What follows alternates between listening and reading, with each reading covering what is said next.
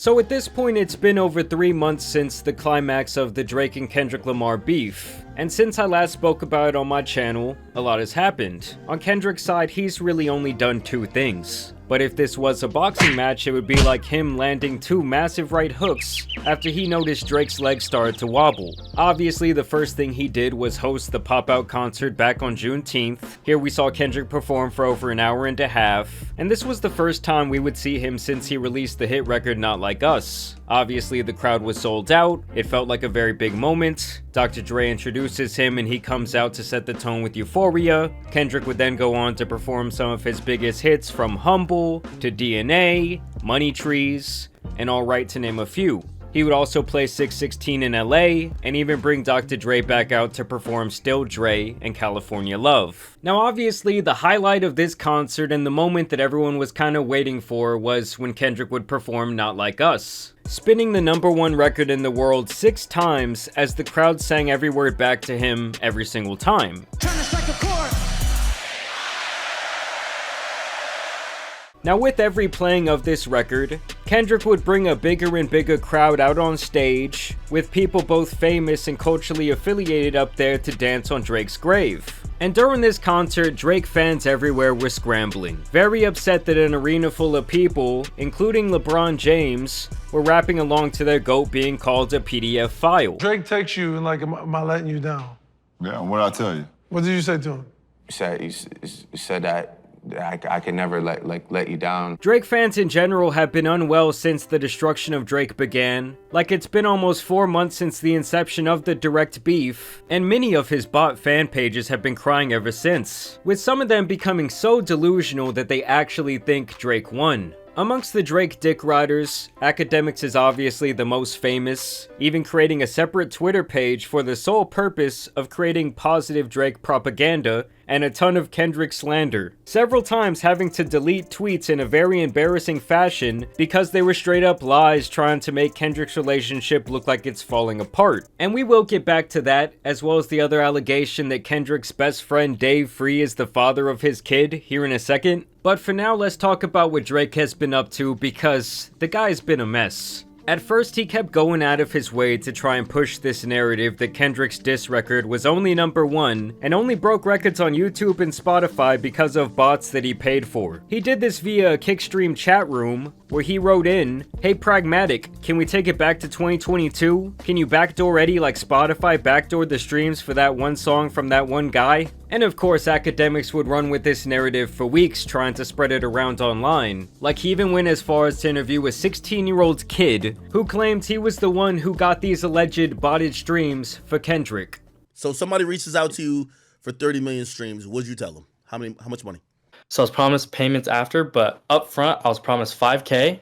Okay. They told me it was for a big artist, promised 5K up front. Okay. They sent me 2.5K.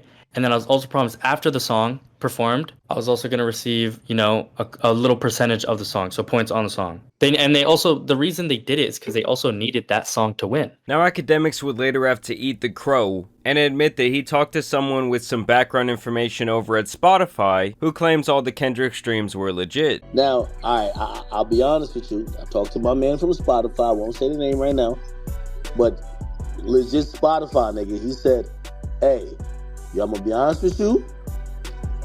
I don't know what that person on your stream was talking about. Them Kendrick streams is real." And to me, not only did this theory seem pretty far-fetched from the start, but let's also not forget how the streaming services have favored Drake in insane ways over the years. Now, ever since the public perception was that Drake lost, he has done everything in his power to try and show how unbothered he is by both Not Like Us, but also by the beatdown in general. Going bowling under the name 69 God, continuing his bot narrative, and releasing some really average songs. Like, I'm talking about the Drake stimulus package potentially no longer existing. None of these mini songs he's released even came close to sniffing the #1 spot, and most of them fell off the charts just as fast as they went on. Comparing this to the past, when Drake would give an artist a feature, it was almost a guaranteed smash hit. Like, even a Young Thug and 21 Savage feature couldn't help him get there, as their song would peak at 28. He would even deploy Lil Yachty to help him push this unbothered narrative. He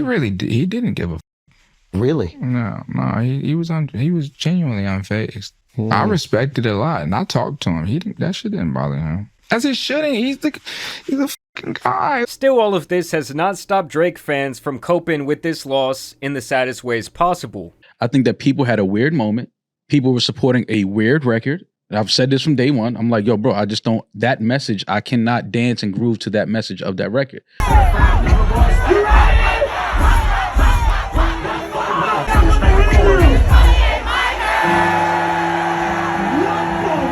And seeming like he lost and he wasn't a part of all of that was bullshit.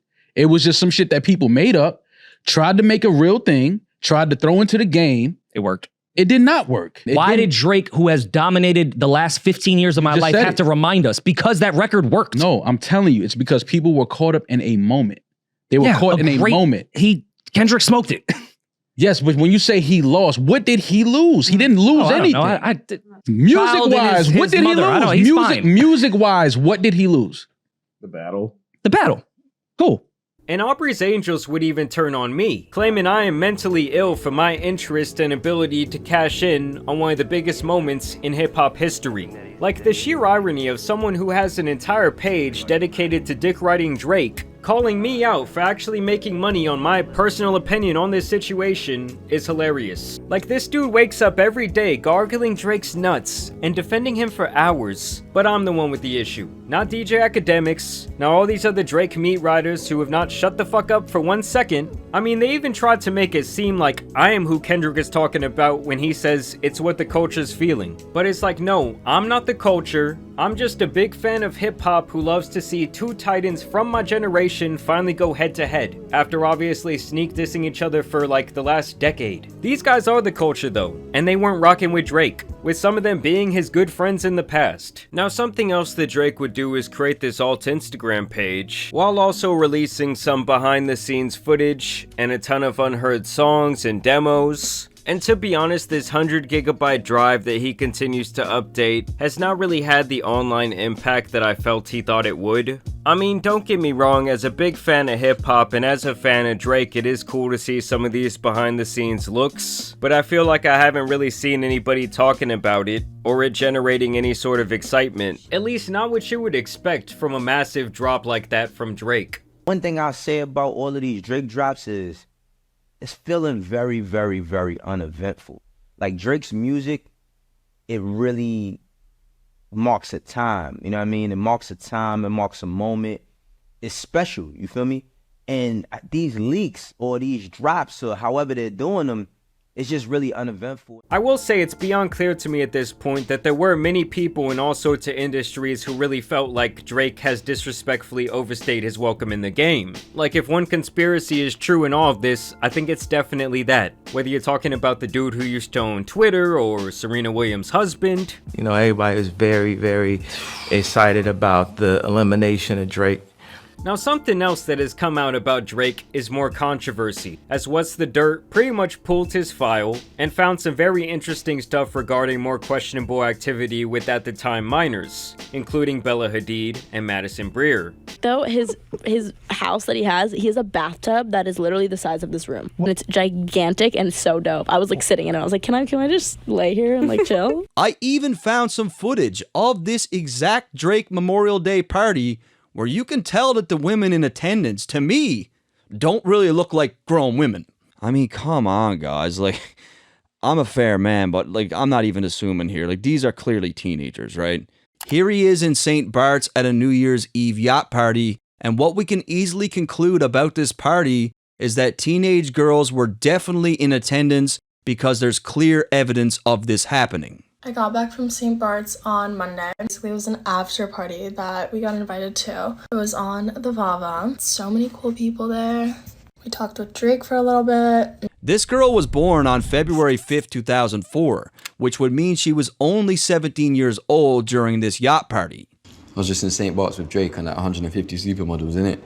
And I think that Kendrick knows something about these parties. And y'all should definitely go check his full video out, because there's a whole lot of Easter eggs in there regarding the peculiar things that Drake has done over the years, and how Kendrick subtly wove them into these diss records. I did also want to note here that Drake has been linked to this creepy streamer. This is my homegirl from Toronto right here. Rate her stream right. Alright, This is my homegirl. She is very funny and she's very crazy. Who has been asking unsuspecting individuals to get nude on stream using one of those video chat websites that connects you to a random person, while also not divulging that she is streaming to thousands of people, and obviously not verifying ages. Hey girl, you are so pretty. How old are you? Thank you. I'm 18. Oh, you're so pretty. Do you want to flash each other our boobs? Hey girl, you are so pretty. I feel like you and I can solidify this friendship and flash each other. What do you think? He's streaming.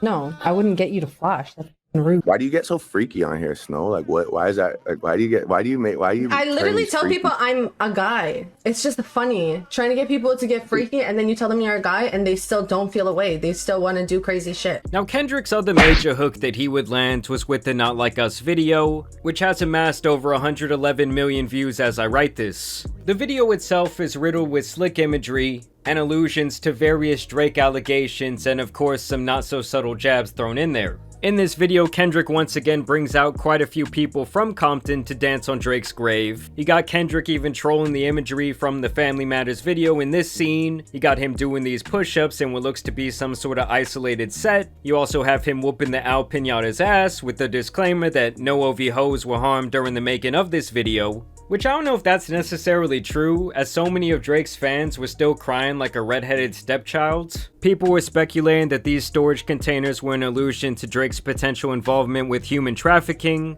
and you also get a DeMar DeRozan appearance here. Obviously, with him being mentioned in the song, this was not surprising, but it should be noted that he used to apparently have a pretty good relationship with Drake back when he played for the Raptors. You went to Drake after you were traded. What did you guys talk about? But besides basketball, everything, just the reassurance of like, you know, that was my partner. That was a friend. That was a friend of mine. No matter what, you know, when it come to him, he'll forever have a friend in me and loyalty out of me. Then we get Kendrick responding to the family drama allegations with his wife and children, and it's quite obvious that these are both his biological kids. Like, you cannot fake those years. That is genetics. He has his wife dancing on Drake's grave over the line about it being God's plan to show them the liar. Like, this is all he had to say about a pretty unfounded rumor regarding their relationship. It's not really like Drake, where you have several young girls talking about their personal connections with him. Not to mention that this music video is directed by the person Drake claims to be the father of Kendrick's baby, his best friend Dave Free. People were also clowning Drake when this music video came out, saying that he could never do this with his family, because not only was his hand forced when he revealed to his son due to the Pusha T beef, but we also know that the woman he got pregnant was a corn star whose image he was trying to clean up. People were also noting how Drake was trying to break up families with this beef, and bringing up this clip where Pusha talked about how Drake looks at family relationships in general. What is the real issue with you in marriage? So then now I gotta dig deeper into who the person is. Now I gotta dig in and see, what are y'all like? What's your family like? Oh, your dad left you at 5. Oh, I get that. He never walked you to the bus stop. You're mad about this. You know, your mom, she never remarried. Oh, you don't even know what like family is. So of course you don't dig marriage. And lastly, we got the symbolism with the light-skinned owl in the cage, which I think is Kendrick's way of saying that he has the control now, and that he essentially has Drake trapped in the corner. Now, while this music video premiered on YouTube and started trending online, Michael Rubin's White Party for the Elite was also going on. And of course, Drake and many other celebrities were in attendance. Apparently, Drake was nervous about this and he pulled up with a massive entourage. In reality, I heard that Drake showed up there, all that bullshit about niggas got limited amount of tickets. I heard they gave Drake about 20 tickets. He showed up with all his goons, and he was in there looking to see what's popping with anybody who had static. You might have to do a pop out with 20 niggas. Like, yo, what's popping? What's going on here? What's going on here? What y'all doing? Certified what, nigga? What'd you say? Yeah. And many people noted that Drake was looking around a decade older than usual in these photos. Like, this man is pushing 40 years old. I think it's time for him to stop calling himself the boy. Also, to me, this party's just always screamed weird Illuminati shit going on. Y'all know P. Diddy used to host these things, so enough said there. Throughout this beef and even in the aftermath, my main takeaway was actually how stark the contrast is between these two superstar rappers. You have one dude addicted to fame, power, and all that it entails, and the other seeming to try and live as normal of a life as he can. And at the end of the day, Drake ended up with a seriously damaged ego in my opinion, and the way he has decided to move since his loss has been desperate. From leaking his own songs to test the waters of public opinion, to using DJ Academics and other streamers as his mouthpiece, it really all tells me that he doesn't know what to do at this point. Like back when he went to war with Pusha T and clearly lost, it was like, okay, I'm gonna use LeBron's podcast to try and clean up this kid situation, then I'm gonna go ahead and drop a couple of hits, and it was really all good. Most casual fans could care less. And I actually think it's in his best interest to go away for a little bit, make the people miss him again,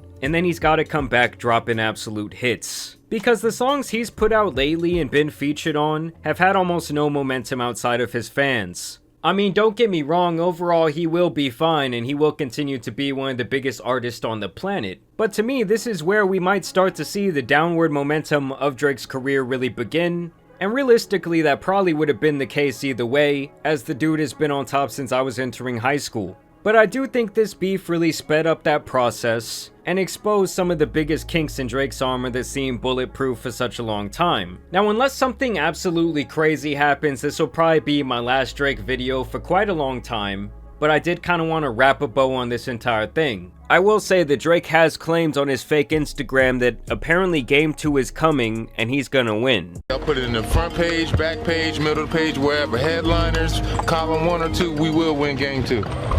Backing off. We will win Game 2. So this might not be the last we see of this beef. And overall, I don't want to see Drake crumble. I do hope that he goes on to make some good music for his fans. Obviously, I do have some questions about some of his nasty behavior over the years, but those are questions we likely will not get answers to for a very long time. I do feel like Kendrick has a crazy, more commercial, damn type of album on the way, so I'm excited for that as well. And overall, the most pathetic thing about this whole situation to me hasn't actually been Drake, but his delusional fans. Like, this shit ended 4 months ago, and they are crying day in and day out, scrambling on Twitter trying to defend their GOAT. And I just find it hilarious. It's actually the main reason I'm dropping this video right here. But either way, I do want to thank you guys for subscribing and dropping a like on today's video. But as you guys know, it's been your boy, the Tan Superman, and some other rap beef out here needs to be covered, so I'm out. Peace!